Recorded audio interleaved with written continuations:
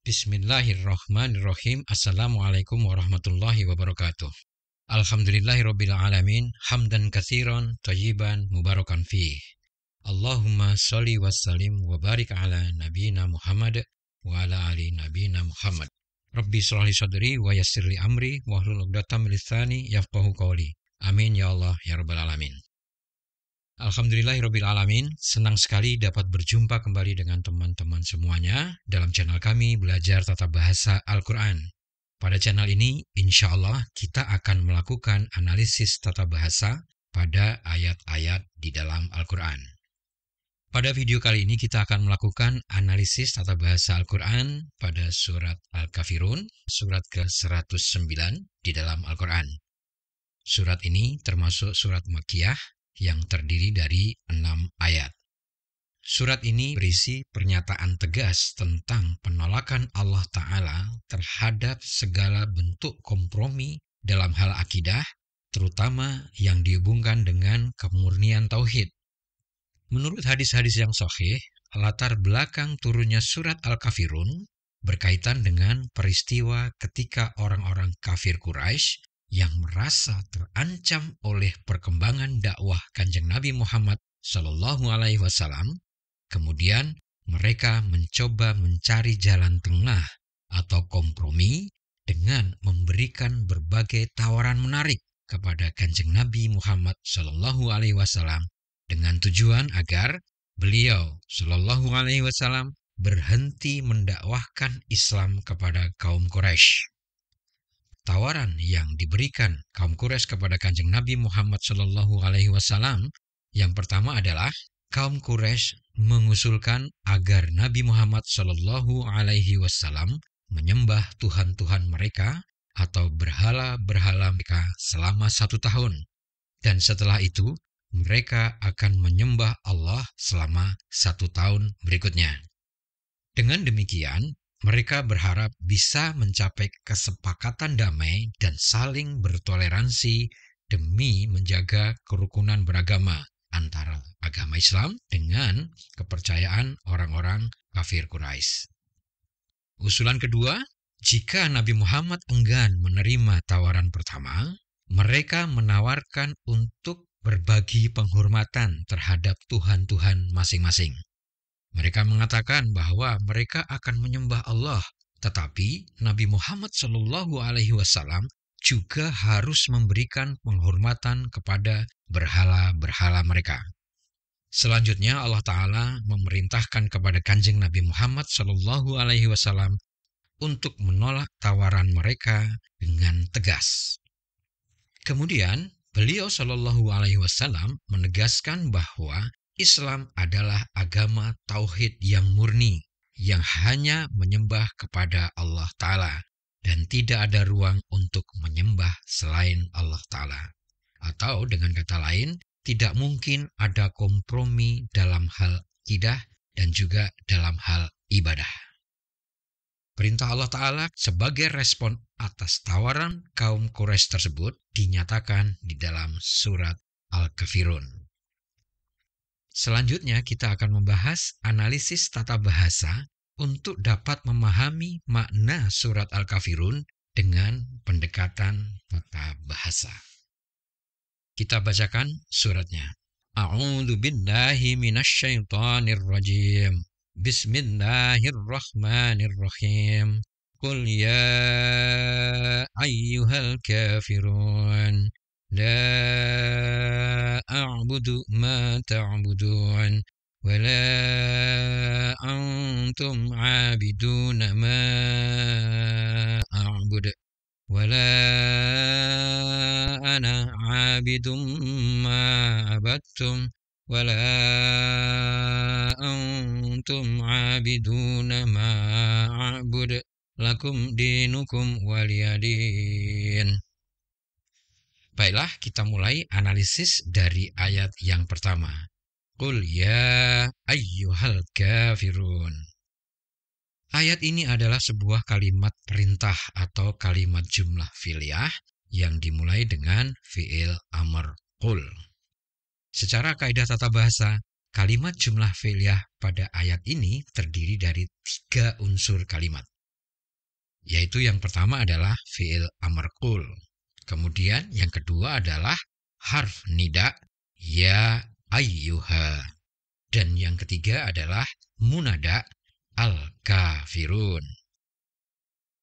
Baiklah, kita mulai pembahasan detail tata bahasa dari kata yang pertama atau yang paling depan, yaitu fi'il amr qul. Fi'il amr qul sudah pernah dibahas secara mendetail dalam video kami, yaitu video yang ke-30, analisis tata bahasa Al-Quran, surat Al-Ikhlas. Link video kami sertakan terlampir. Selanjutnya, fi'il amr qul dibentuk dari fi'il mudhari bentuk anta, yaitu taqulu, yang artinya adalah kamu mengatakan. Kemudian berubah menjadi fi'il amr qul yang artinya adalah kamu katakanlah. Berikut adalah skema pembentukan fi'il amr qul yang telah kami bahas pada video kami yang ke-30. Silahkan di-pause untuk dapat dipelajari lebih lanjut. Fi'il amr qul artinya adalah kamu katakanlah. Ini adalah sebuah kalimat perintah yang selalu diikuti dengan kalimat atau frase atau kata yang harus dikatakan. Perintahnya adalah katakanlah, maka diikuti oleh kalimat yang harus dikatakan. Kalimat tersebut tentunya berperan sebagai maf'ul bihi atau objek dari perintah qul. Analisis selanjutnya adalah kata atau kalimat yang mengikuti fi'il amr qul, yaitu sebuah frase yang terdiri dari harf nida dan munada, yaitu ya ayyuhal kafirun. Kita mulai analisis pada harf nida ya ayyuha. Berikut ini kami sampaikan penjelasan singkat tentang harf nida. Harf nida adalah harf yang digunakan untuk memanggil seseorang atau sesuatu. Makna harf nida adalah wahai atau hai. Di dalam kaidah tata bahasa Arab, terdapat dua jenis harf nida yang utama, yaitu harf nida yang khusus untuk memanggil predikat, gelar, atau jabatan yang bersifat ma'rifah. Gelar tersebut diawali dengan huruf alif lam. Kemudian yang kedua adalah harf nida untuk memanggil seseorang atau sesuatu yang bersifat umum. Misalnya memanggil nama atau untuk memanggil seseorang atau gelar atau jabatan yang bersifat umum atau nakirah. Terdapat dua jenis harf nida yang khusus. Pertama, ya ayyuha atau panggilan gelar ma'rifah yang maskulin, dan ya ayyatuha untuk panggilan gelar ma'rifah yang feminin. Kemudian, untuk harf nida yang bersifat umum, yang paling banyak digunakan di dalam Al-Quran adalah ya. Penjelasan lengkap dan detail tentang kaidah ini dapat diikuti pada channel Arabiah TV. Link videonya kami sertakan pada deskripsi. Baiklah, kita lanjutkan pembahasan harf nida dalam ayat pertama surat Al-Kafirun. Ya ayyuha. Sebagaimana telah dijelaskan tadi, harf ini digunakan untuk memanggil gelar predikat atau jabatan ma'rifah maskulin. Kemudian, kata yang mengikuti harf nida disebut dengan munada atau sesuatu yang dipanggil. Munada yang mengikuti ya ayyuha dalam ayat ini adalah al-kafirun. Kata ini adalah sebuah gelar predikat ma'rifah yang dimulai dengan alif lam. Arti munada al-kafirun adalah orang-orang kafir. Isim ini termasuk dalam jenis isim jamak maskulin ma'rifah.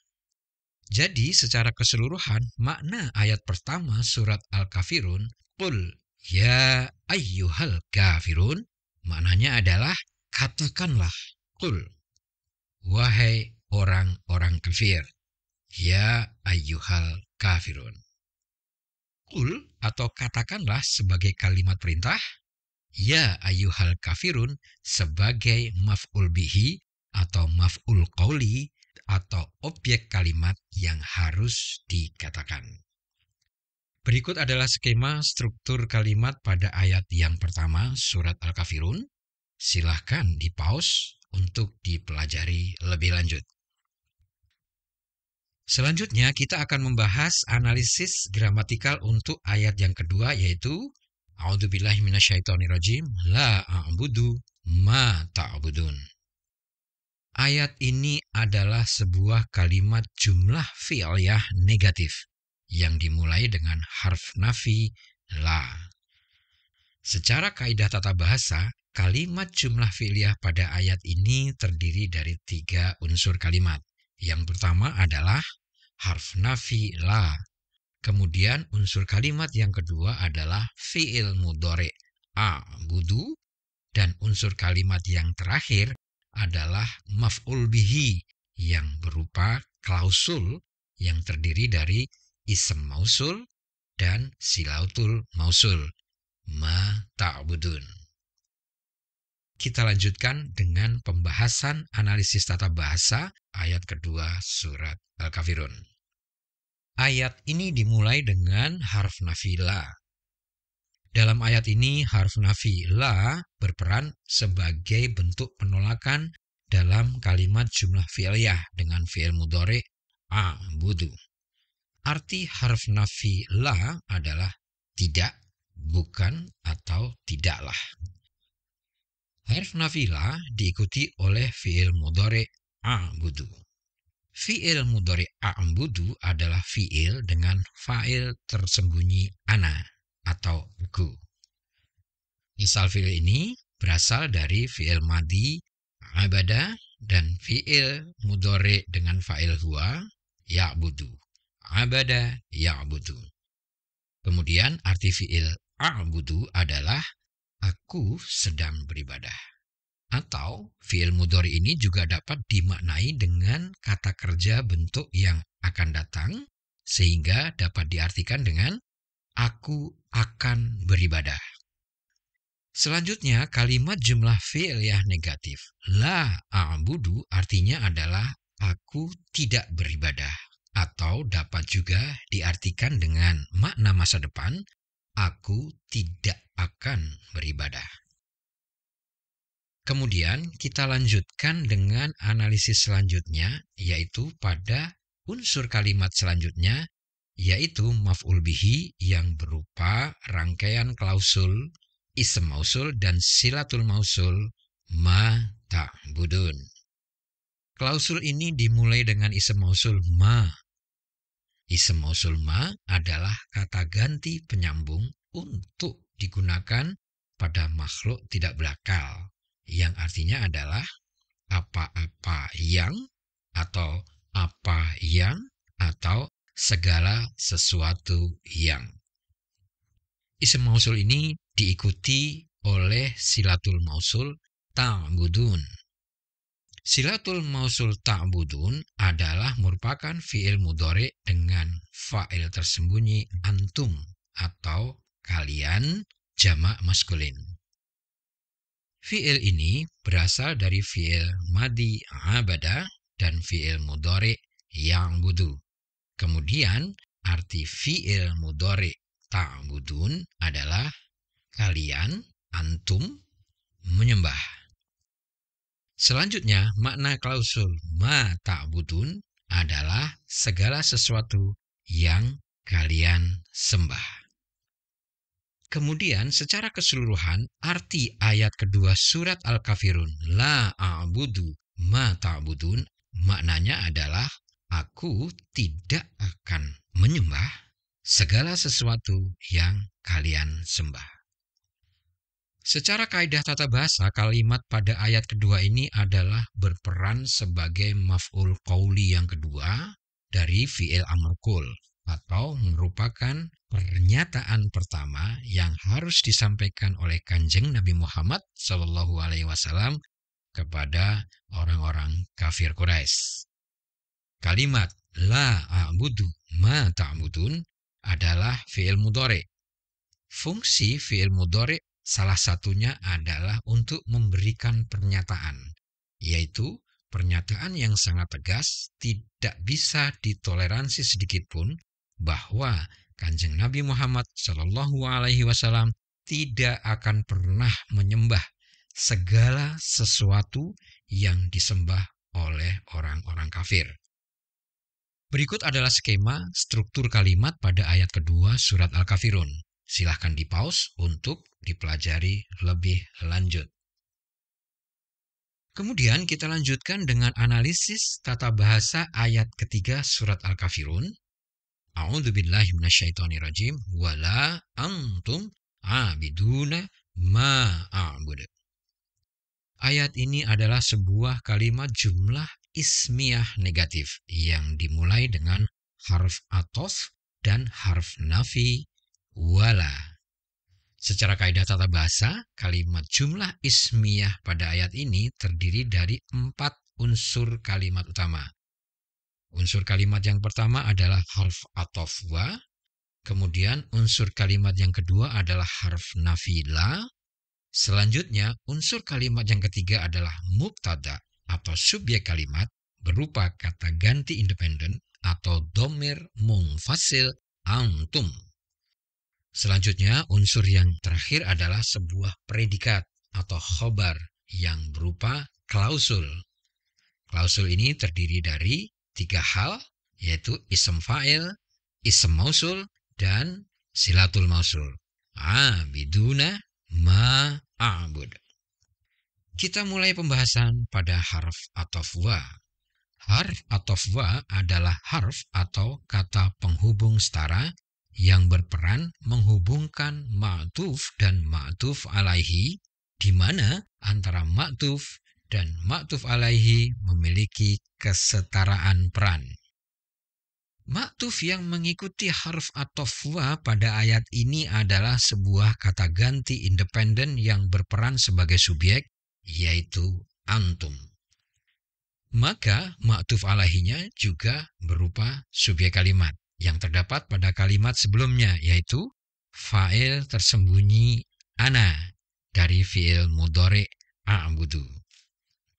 Fi'il mudhari' a'budu adalah fi'il mudhari' yang memiliki fa'il tersembunyi ana berperan sebagai ma'tuf alaihi. Ana menggambarkan pribadi Kanjeng Nabi Muhammad Shallallahu Alaihi Wasallam, dan antum menggambarkan orang-orang kafir yang dihadapi oleh Kanjeng Nabi Muhammad Shallallahu Alaihi Wasallam. Kemudian setelah harf atof wa, ayat ini dilanjutkan dengan sebuah harf nafi atau harf penolakan la, di mana pada ayat ini harf nafi la adalah untuk membentuk kalimat jumlah ismiyah negatif. Kemudian selanjutnya kita bahas pada unsur kalimat setelahnya, yaitu kata ganti independen atau dhamir munfasil antum sebagai mubtada. Sesuai dengan kaidah tata bahasa Arab, dhamir independen senantiasa berstatus rafa dan selalu beridentitas ma'rifah. Jadi, dhamir independen pada umumnya akan selalu berperan sebagai subjek. Dalam hal ini berperan sebagai mubtada atau subjek kalimat jumlah ismiyah. Dhamir independen antum artinya adalah kalian jamak maskulin. Sebagaimana telah dijelaskan sebelumnya, yang dimaksud antum pada ayat ini adalah orang-orang kafir yang dihadapi oleh Kanjeng Nabi Muhammad Sallallahu Alaihi Wasallam.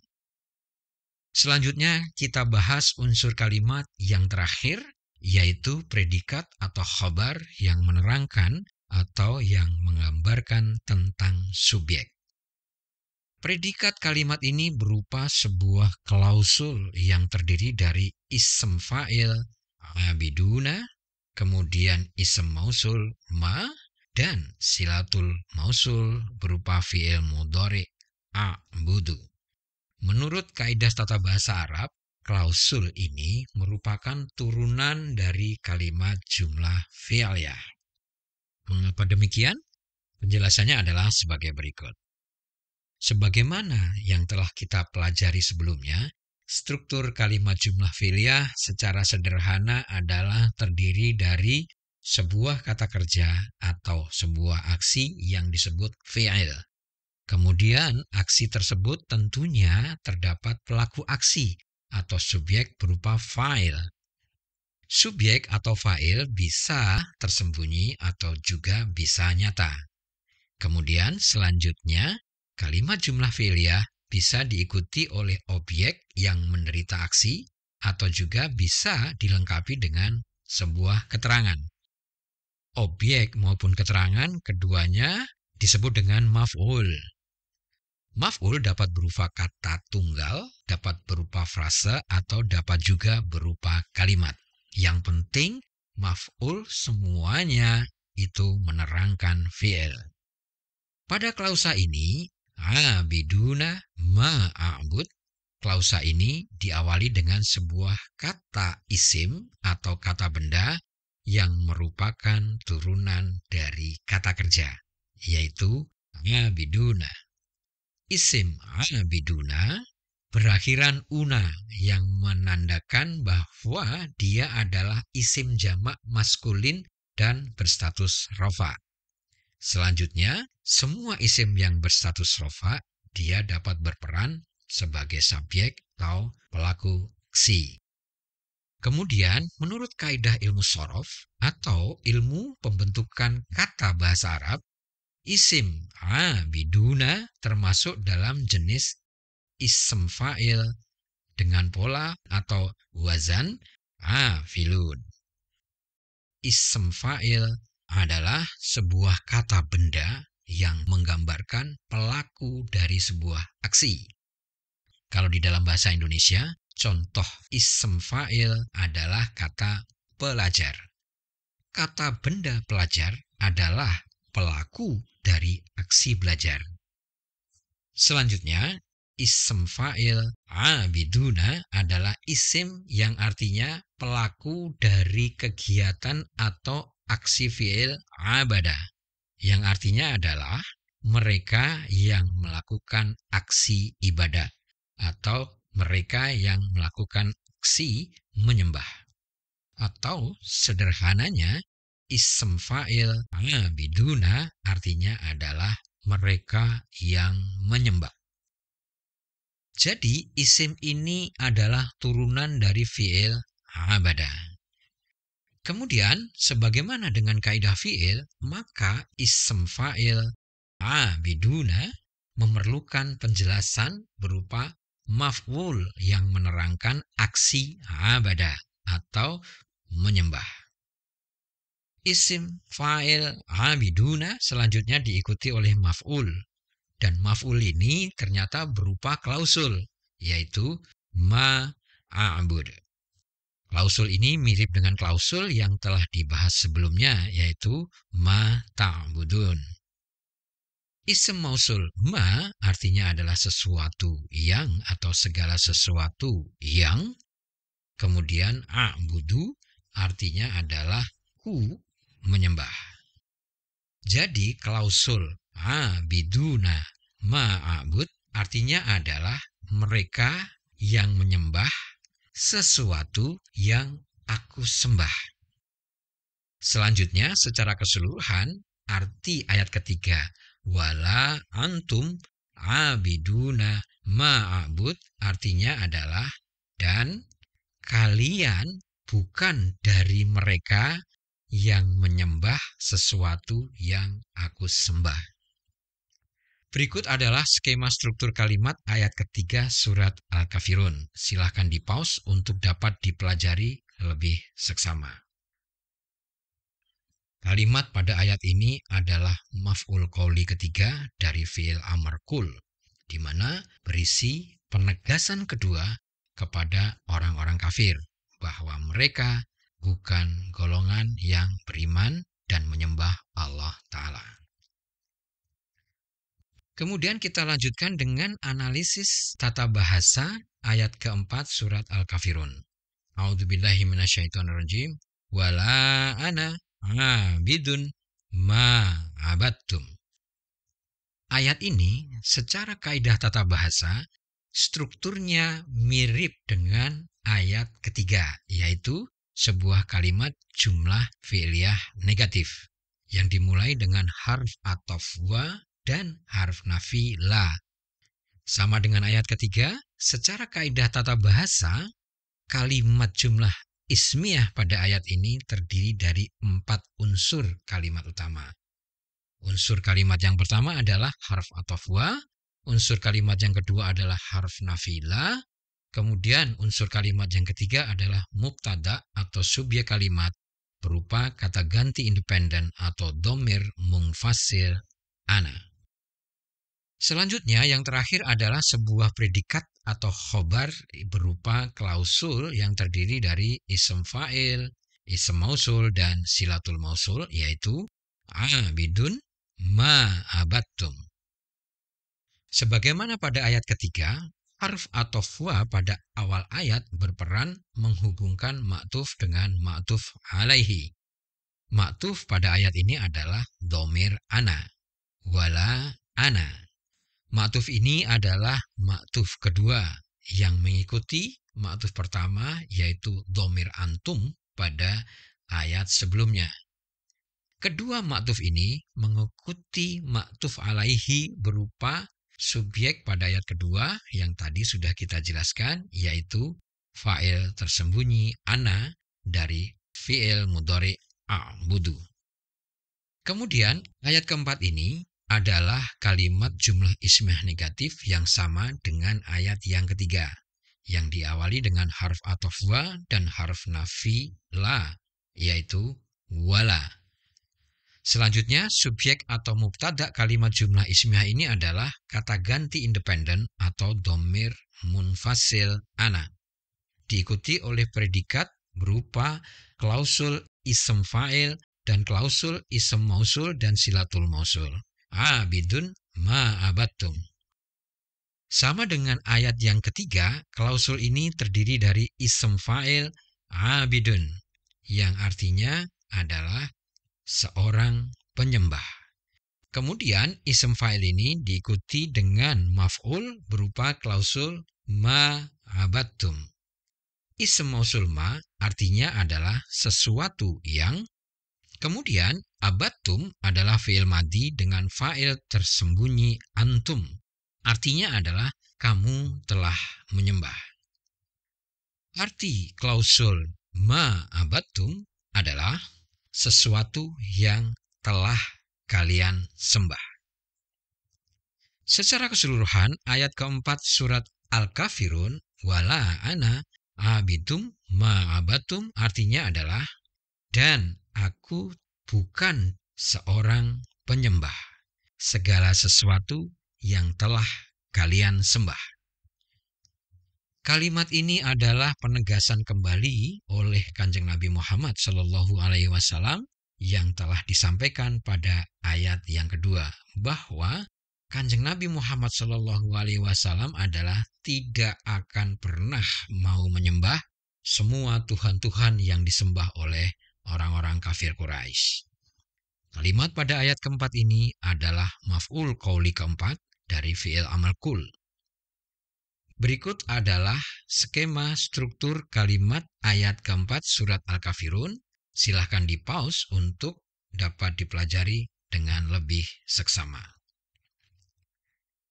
Kemudian kita lanjutkan, analisis selanjutnya adalah pada ayat kelima surat Al-Kafirun.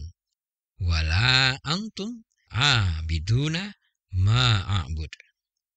Ayat ini adalah sama persis dengan ayat yang ketiga, atau termasuk salah satu ayat yang diulang pada sebuah surat di dalam Al-Quran.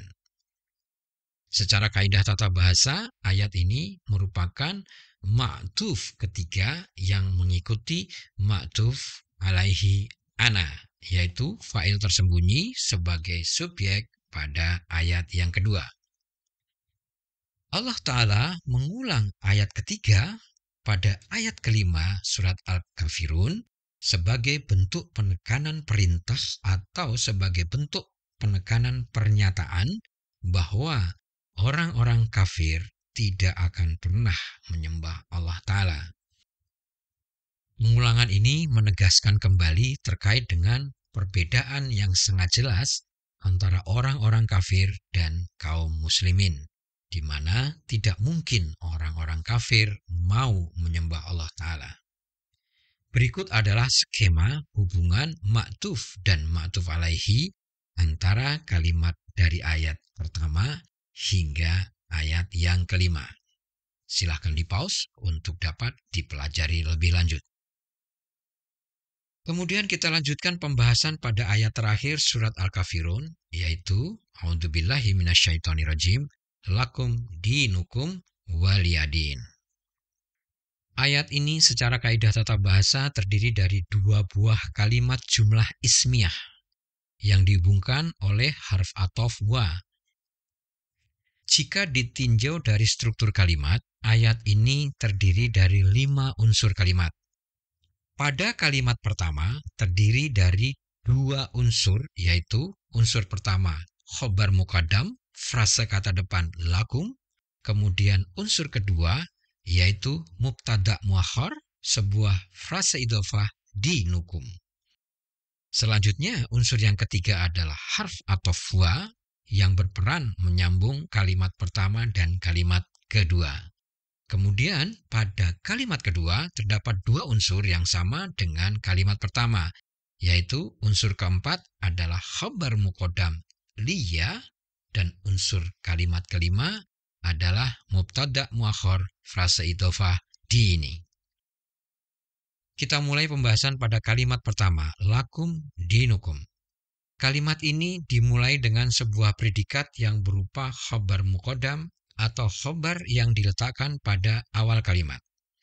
Pada kalimat ini, khobar muqaddam berupa frase kata depan lakum, yang terdiri dari harf jar la dan diikuti dengan dhamir muttasil kum. Lakum artinya adalah bagi kalian, jamak maskulin. Selanjutnya, khobar muqaddam lakum diikuti sebuah subjek, yaitu frase idhofah dinukum. Mudhof frase ini adalah dinu, yang artinya adalah agama, dan mudhof ilaihinya adalah dhamir muttasil kum, yang artinya adalah kalian, jamak maskulin. Frase idhofah dinukum artinya adalah agama milik kalian atau agama kalian. Kalimat pertama lakum dinukum artinya adalah agama kalian adalah untuk kalian. Selanjutnya kalimat ini disambung dengan kalimat kedua oleh harf athof wa. Kalimat kedua atau kalimat yang berperan sebagai ma'tuf adalah liya din. Kalimat ini diawali dengan khabar muqaddam liya, terdiri dari harf jar li yang artinya adalah untuk, dan ism majrur dhamir muttasil ya yang artinya adalah aku. Liya artinya adalah untuk diriku atau untuk aku. Ayat ini ditutup dengan sebuah mubtada muakhar pada kalimat kedua, yaitu frase idhofah dini. Mudhof frase ini adalah dinu, yang artinya adalah agama, dan diikuti oleh mudhof ilaihi berupa dhamir tidak independen ya, artinya adalah aku. Gabungan antara kedua kata ini membentuk frase idhofah dini dengan huruf terakhir huruf ya. Namun, untuk memudahkan penulisan dan penyebutan, frase ini dituliskan di dalam Al-Quran sebagai dini dengan huruf terakhir nun kasrah. Arti kalimat kedua, waliyadin, artinya adalah dan agamaku adalah untuk diriku. Kemudian, arti ayat ini secara keseluruhan, lakum dinukum waliyadin, artinya adalah agama kalian adalah untuk kalian dan agamaku adalah untuk diriku. Berikut adalah skema struktur kalimat ayat yang ke-6 atau ayat terakhir surat Al-Kafirun. Silahkan di-pause untuk dipelajari lebih seksama. Ayat ini kembali menegaskan perbedaan yang jelas terkait agama orang-orang kafir Quraisy dan agama Islam. Pemahaman ayat ini menyatakan bahwa keimanan Islam dengan kepercayaan orang-orang kafir adalah benar-benar berbeda. Hikmah lain dari ayat ini adalah menolak gagasan pencampuran atau penggabungan kepercayaan dan tata cara beribadah antar agama. Ayat ini tegas menolak kompromi dalam hal ibadah yang ditawarkan oleh orang-orang kafir kepada Kanjeng Nabi Muhammad Shallallahu Alaihi Wasallam. Agama kalian adalah untuk kalian dan agamaku adalah hanya untuk diriku. Tidak bisa dicampur-campur dan keduanya tidak boleh dipraktikkan bersama. Kemudian sebagai kesimpulan, secara kaidah tata bahasa ayat 1 sampai dengan ayat 6 surat Al-Kafirun adalah sebagai maf'ul qauli atau maf'ul bihi dari fi'il amar qul. Selanjutnya, ayat kedua hingga ayat ke-6 secara khusus berperan sebagai jawabul nida. Jawabul nida adalah pernyataan yang disampaikan kepada munada, sesuatu yang dipanggil atau yang diseru. Dalam hal ini, ayat 2 sampai dengan ayat 6 adalah pernyataan sikap tegas yang harus disampaikan oleh Kanjeng Nabi Muhammad SAW kepada orang-orang kafir Quraisy. Demikian video analisis tata bahasa surat Al-Kafirun ini kami akhiri. Semoga video ini bermanfaat untuk meningkatkan keimanan kita semua. Amin ya Allah ya Rabbal Alamin. Semua materi dan dokumen yang kami sertakan dalam video ini silahkan di-download dan di-share untuk kepentingan amal jariah kita semua. Kami mohon maaf jika terdapat kekurangan dan kesalahan dalam kami mempersiapkan materi dan dalam kami menyampaikan materi. Mohon koreksinya jika terdapat kesalahan untuk dapat menjadi perbaikan ke depan dan supaya channel ini menjadi semakin lebih baik dalam menyampaikan kaidah-kaidah tata bahasa Al-Quran. Kami tutup dengan memuji Allah Ta'ala. Alhamdulillahirabbil alamin. Wabillahi taufik wal hidayah. Wassalamualaikum warahmatullahi wabarakatuh.